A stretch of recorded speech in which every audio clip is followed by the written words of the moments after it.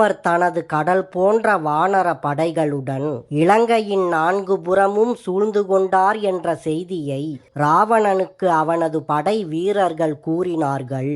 அப்போது ஏற்கனவே பயந்து போயிருந்த ராட்சச மந்திரிகள் ஒருவர் முகத்தை ஒருவர் பார்த்து கொண்டனர். இதனை கண்ட ராவணன், இதற்கு முன்பு நடந்த யுத்தங்களிலெல்லாம் உங்களது பராக்கிரமத்தை காட்டி பல வெற்றிகளை கொடுத்துள்ளீர்கள். ஆனால் இப்போது ராமரை பார்த்து ஏன் இப்படி பயப்படுகிறீர்கள்? இந்த பயம்தான் உங்கள் முதல் எதிரி. ராமர் சாதாரண மானிடன். அவர் மேல் இருக்கும் இந்த பயத்தை விட்டு உங்கள் வலிமையை காட்டி யுத்தம் செய்யுங்கள். நமது ராட்சச குலத்திற்கு பெருமை தேடிக் கொடுங்கள் என்று சொல்லி முடித்த ராவணன் தனது கோட்டையின் உச்சிக்கு சென்று இலங்கையை சுற்றி நிற்கும் வானர படைகளை பார்வையிட்டான். எப்போதும் பச்சை பசேல் என்று இருக்கும் இலங்கை இப்போது மரம் செடி கொடிகள் எதுவும் தெரியாமல் வானர படைகள் நிறைந்து செம்மையாக காட்சி கொடுத்தது. அதனை கண்ட ராவணன், இத்தனை பெரிய வலிமை மிக்க வானர படையை எப்படி அழிப்பது என்று கவலையில் ஆழ்ந்தான்.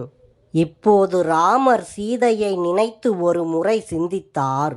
தினந்தோறும் எதிரியின் சித்திரவதையில் பதபதைக்கும் எண்ணங்களோடு பயத்துடன் இருக்கும் சீதையை விரைவில் விடுவிக்க வேண்டும் என்று எண்ணிக்கொண்டு இலங்கை நகரத்தின் உள்ளே செல்ல யுத்தம் செய்ய ஆரம்பிக்கலாம் என்று ராமர் வானர வீரர்களுக்கு கட்டளையிட்டார். ராமரின் ஆணையை எதிர்பார்த்து காத்திருந்த வானர படைகள் உற்சாகமடைந்தனர். சங்கு பேரிகை முழங்க அலைமோதிக்கொண்டு அவர்கள் முன்னேறினார்கள். அவர்களின் சத்தம் விண்ணை முட்டி எதிரொலித்தது. முதலில் இலங்கை நகரத்தை மதில் சுவர் போல் பாதுகாத்து வந்த மலைகளையும் மதில் சுவர்களையும் தங்கள் கைகளினாலேயே உடைத்து நொறுக்கினார்கள். உடைந்த மலைகளின் மண் குவியல்களை நகரத்தை சுற்றி நீர் நிறைந்திருந்த அகழியின் மேல் போட்டு அகழியை மூடினார்கள். தங்கத்தாலும் வைர வைடூரியங்களினாலும் செய்யப்பட்ட இலங்கை நுழைவாயில் கதவுகளை உடைத்து எறிந்தார்கள். ராமர் வாழ்க, லட்சுமணன் வாழ்க, ராம லட்சுமணர்களுக்கு வெற்றி என்ற கர்ஜனையுடன் வானர சேனைகள் இலங்கை நகரத்திற்குள் முன்னேறி சென்றார்கள். இதனை கண்ட ராவணன் பெரும் ராட்சசர்களின் படையை அனுப்பி வைத்தான். சங்குகள் பேரிகைகள் முழங்க ராட்சச வீரர்களும் கடல் அலைகள் போல் கிளம்பி வந்தனர். அவர்கள் வானர வீரர்களை கொடூரமான ஆயுதங்களை கொண்டு தாக்கினார்கள். ராட்சச படைகளுக்கும் வானர படைகளுக்கும் பெரும் யுத்தம் தொடங்கியது. வானர வீரர்கள் பெரிய பாறைகளையும் மரங்களையும் வேரோடு பிடுங்கி ராட்சசர்கள் மீது தூக்கி வீசி தாக்கினார்கள். இரு தரப்பிலும் ஆயிரக்கணக்கான வீரர்கள் இறந்தார்கள். யுத்த பூமி முழுவதும் இரத்தமும் சதையும் பரவி கிடந்தது. ஒரு பக்கம் அங்கதனும் இந்திரஜித்தும் சண்டையிட்டார்கள். மறுபக்கம் பிரஜங்கன் என்ற ராட்சசனும் விபீஷணனுடைய மந்திரி சம்பாதிக்கும் இடையே கடுமையாக சண்டை நடந்தது. இன்னொரு பக்கம் அனுமனுக்கும் ராட்சசன் ஜம்புமாலிக்கும் சண்டை நடந்தது. மறுபக்கம் லட்சுமணனுக்கும் ராட்சசன் விருபாக்சனுக்கும் சண்டை நடந்தது. இன்னொரு பக்கம் நீலனும் ராட்சசன் திகும்பனும் சண்டையிட்டு கொண்டிருந்தார்கள். இந்திரஜித்தின் குதிரைகளை கொன்ற அங்கதன் அவனுடைய ரதத்தையும் உடைத்து எறிந்தான். அங்கதனின் வீரத்தை கண்ட வானரர்கள் மிகவும் உற்சாகமாக சண்டையிட்டார்கள். இதனால் கோபமடைந்த இந்திரஜித் அதற்கு பதிலடியாக தனது மாய வித்தைகளை காட்டினான். இந்திரஜித் மறைந்திருந்து யுத்தம் செய்து அங்கதனை அடித்து காயப்படுத்தினான். இந்திரஜித் இருக்கும் இடத்தை வானர வீரர்களால் காண முடியவில்லை. இந்திரஜித் மறைந்திருந்து அம்புகள் எய்து வானர வீரர்களின் உற்சாகத்தை குலைத்தான். இந்திரஜித் செய்த மாய யுத்தத்தினால் வானர வீரர்கள் தங்களின் தைரியத்தை சிறிது இழக்கத் தொடங்கினார்கள். ராமரை தாக்க அவரின் அருகில் நெருங்க முடியாத ராட்சசர்கள் ராமரை அம்புகளால் தாக்கத் தொடங்கினார்கள். ராட்சசர்களின் அனைத்து அம்புகளுக்கும் பதிலடி கொடுத்த ராமர் மறுபக்கம் தனது அம்புகளால் கூட்டம் கூட்டமாக ராட்சசர்களை அழித்து கொண்டிருந்தார். அன்றைய பகல் முழுவதும் நடந்த யுத்தம் இரவிலும் தொடர்ந்து சென்று கொண்டிருந்தது. இந்திரஜித் தனது மாய வித்தையின் மூலம் மறைந்திருந்து ராம லட்சுமணர்களின் மீது நாகபாணத்தை எய்தான். இதனால் ராம லட்சுமணர்கள் இருவரும் நாகபாணத்தால் கட்டுண்டு அசைய முடியாமல் கீழே விழுந்தார்கள். அதை கண்ட வானர சேனைகள் ராம லட்சுமணர்களை சூழ்ந்து கொண்டு கவலையுடன் இருந்தார்கள். இதனால் யுத்தம் நின்றது. பின் இந்திரஜித் ராட்சச படை வீரர்களை பாராட்டிவிட்டு அரண்மனைக்கு வெற்றி கொண்டாட்டத்தோடு திரும்பினான். ராவணனிடம் சென்ற இந்திரஜித் ராம லட்சுமணர்கள் அழிந்தார்கள், இனி எதிரிகளால் நமக்கு எந்த பயமும் இல்லை என்று கூறினான். இதனை கேட்ட ராவணன் மிகவும் மகிழ்ச்சி அடைந்தான். தனது மகனின் வீரத்தை பாராட்டி அவனை கட்டி அணைத்து புகழ்ந்தான் ராவணன். ராம லட்சுமணர்கள் நாகபாணத்தின் சக்திக்கு கட்டுப்பட்டு மயக்கத்தில் கிடக்கிறார்கள். பல வானர வீரர்கள் இறந்து விட்டார்கள், பலர் காயமடைந்து விட்டார்கள். முதல் நாள் யுத்தத்தில் மிகப்பெரிய பின்னடைவை கண்ட சுக்ரீவன், நாம் யுத்தத்தில் தோல்வி அடைந்து விட்டோம் என்று எண்ணிக்கொண்டு கவலையில் அடுத்து என்ன செய்ய வேண்டும் என்று தெரியாமல் அமர்ந்து விட்டான். இதனை கண்ட விபீஷணன் சுக்ரீவனிடம் சென்று, நீங்கள் தைரியத்தை இழக்காதீர்கள். நீங்கள் தைரியத்தை இழந்தால் வானர வீரர்களும் தைரியம் இழந்து விடுவார்கள். ராம லட்சுமணர்களின் முகத்தை பாருங்கள், இன்னும் அவர்களின் பொலிவு அப்படியே முகத்தில் இருக்கிறது.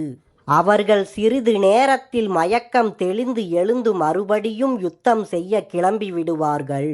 இவ்வாறு கூறி சுக்ரீவனுக்கு தைரியத்தை கொடுத்தான் விபீஷணன். சுக்ரீவனும் விபீஷணனும் வானர வீரர்கள் தைரியத்தை இழக்காமல் இருக்க சிதறி போயிருந்த வானர வீரர்களை ஒன்றுபடுத்தி அவர்களை உற்சாகப்படுத்தினார்கள். பின் அனைத்து வானர வீரர்களும் ஒன்றுபட்டு ராம லட்சுமணர்கள் விழிப்படைய காத்திருந்தார்கள். ராமரின் உடல் நாகபாணத்தினால் தைக்கப்பட்டு அவருக்கு காயங்கள் பலமாக இருந்தது. இருந்தாலும் தனது ஆத்ம பலத்தாலும் தனது சக்தியாலும் கண்விழித்த ராமர் அருகில் இருந்த லட்சுமணனை பார்த்து அலறினார். உன்னை இழந்த நான் இனி எப்படி உயிர் வாழ்வேன்? நான் வாழ்ந்து என்ன பயன்? என்னுடன் காட்டிற்கு வருவேன் என்று வந்து எனக்கு பல சேவைகள் செய்தாய். இப்போது எனக்காக உனது உயிரையும் கொடுத்து விட்டாயே. உன்னை போன்ற வீரர்களை இனி பார்க்க முடியாது. நான் இனி எப்படி அயோத்திக்கு செல்வேன்? அன்னை கோசலை, சுமித்திரை, கைகேயிக்கு நான் என்ன பதில் சொல்வேன் என்று கதறினார் ராமர். பின் அருகில் இருந்த சுக்ரீவனிடத்தில் ராமர் பேச ஆரம்பித்தார். இலங்கையின் அரசனாவாய் என்று விபீஷணனுக்கு நான் கொடுத்த உறுதிமொழி பொய்யானது. நீங்கள் எனக்கு கொடுத்த உறுதிமொழியின்படி இத்தனை நாட்கள் என்னுடன் இருந்து சத்தியத்தை காப்பாற்றினீர்கள். என்னால் பல வானர வீரர்கள் இறந்து விட்டார்கள். இனி எனக்காக யாரும் உயிரை விட வேண்டாம். உங்கள் படைகளை கிஷ்கிந்தைக்கு அழைத்துச் செல்லுங்கள். நான் இங்கேயே எனது உயிரை விட்டுவிடுகிறேன் என்று தனது தைரியத்தை இழந்த ராமர் கவலையுடன் கூறினார். ராமர் துயரத்துடன் இருப்பதை பார்த்த விபீஷணன் ராமருக்கு ஆறுதல் சொல்ல தனது ராட்சச சுயரூபத்தில் அங்கு வந்தான். இதனை கண்ட வானர படைகள் இந்திரஜித் மீண்டும் திரும்பி வந்துவிட்டான் என்று எண்ணி சிதறி ஓட ஆரம்பித்தார்கள்.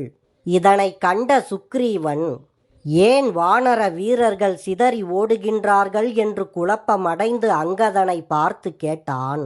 அதற்கு அங்கதனும் ஒன்றும் புரியாமல் விழித்தான். அவர்களின் அருகில் விபீஷணன் வந்ததை பார்த்ததும் அவர்களுக்கு விஷயம் புரிந்தது. விபீஷணனின் பெரிய ராட்சச உருவத்தை பார்த்து இந்திரஜித் வந்துவிட்டான் என்று ஓடுகின்றனர் என்பதை உணர்ந்த சுக்ரீவன் ஜாம்பவான் மூலமாக வானர வீரர்களிடம் வந்திருப்பது விபீஷணன் என்று புரிய வைத்து அனைவரையும் அமைதிப்படுத்தினான். விபீஷணன் ராம லட்சுமணர்களின் மீது நாகபாணம் பாய்ந்து கிடப்பதை பார்த்து காரியம் அனைத்தும் கெட்டுவிட்டது, இனி என்ன செய்வது என்று கண்ணீர் வடித்தான். இதனை கண்ட சுக்ரீவன் விபீஷணனுக்கு ஆறுதல் கூறினான். பின் சுக்ரீவன் தனது உறவினன் சுசேனனை அழைத்து, ராம லட்சுமணர்களை கிஷ்கிந்தைக்கு அழைத்துச் செல்லுங்கள். நான் அந்த ராவணனை அழித்துவிட்டு சீதையை அழைத்து வருகிறேன் என்றான். அதற்கு சுசேனன் சுக்ரீவனிடம், ராம லட்சுமணர்களின் காயத்திற்கு மூலிகை மருந்துகள் உள்ளது. அந்த மூலிகைகள் இருக்கும் இடம் நம்மில் பலருக்கு தெரியும். அனுமனிடம் சொன்னால் மூலிகையை உடனே கொண்டு வந்து விடுவார். அதனை வைத்து விரைவில் நாம் ராம லட்சுமணர்களை குணப்படுத்தி விடலாம் என்றான். அப்போது காற்றின் சத்தம் அதிகமானது. அந்த சத்தத்திற்கு நடுவே மிக பெரிய கருடன் ஒன்று பறந்து வந்தது. அங்கு ராம லட்சுமணர்களின் அருகே வந்த கருடன் அவர்கள் இருவரையும் தடவி கொடுத்தது. உடனே அவர்கள் இருவரின் மீதும் இருந்த அம்புகள் அனைத்தும் மறைந்தது. கருடன் அவர்கள் இருவரின் உடலில் இருந்த காயங்கள் மீது தடவி கொடுத்தான். உடனே அவர்கள் இருவரின் மேல் இருந்த காயங்கள் அனைத்தும் மறைந்தன. ராம லட்சுமணர்கள் இருவரும் மிகவும் பலத்துடனும் பொலிவுடனும் எழுந்து அமர்ந்தார்கள். ராமர் லட்சுமணன் எழுந்ததை பார்த்து மிகவும் மகிழ்ச்சி அடைந்து அவர்களை அணைத்து கொண்டான் சுக்ரீவன்.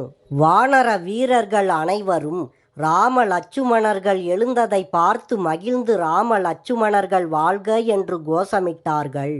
ராமர் இப்போது தான் முன்னை விடவும் உற்சாகமாய் இருப்பதை உணர்ந்து மிகவும் ஆச்சரியமடைந்தார். பின் ராமர் கருடனை பார்த்து, தாங்கள் யார் என்று கேட்டார். அதற்கு கருடன் ராமரிடம், நான் உனக்கு நண்பன். இந்திரஜித் தன்னுடைய மாயத்தினால் பாம்புகளை அம்புகளாக்கி உங்கள் மீது எய்தான். பாம்புகளின் விஷத்தன்மையால் நீங்கள் இருவரும் கட்டுப்பட்டு இருந்தீர்கள். உங்கள் தவ சக்தியின் மிகுதியால் உங்களால் கண்விழிக்க முடிந்தது. பாம்புகளின் எதிரியான கருடனான என்னை கண்டதும் பாம்புகள் ஓடிவிட்டது. நீ தொடர்ந்து யுத்தம் செய்யலாம், உனக்கு வெற்றி உண்டாகும். நான் யார் என்பதை உனக்கு நேரம் வரும்போது சொல்கிறேன். இப்போது யுத்தத்தில் உங்களுடைய கவனத்தை செலுத்துங்கள். நான் வருகிறேன் என்று கருடன் அங்கிருந்து சென்றது. ராம லட்சுமணர்கள் மீண்டும் தங்களின் முழுமையான பலத்துடன் யுத்தம் செய்ய வருகின்றார்கள் என்று தெரிந்ததும் வானர படைகள் தங்கள் பயத்தை விட்டு உற்சாகத்துடன் யுத்தம் செய்ய ஆயத்தமானார்கள். ஆரவாரத்துடன் சென்ற வானர படைகள் ராவணனின் கோட்டையை தாக்க ஆரம்பித்தார்கள்.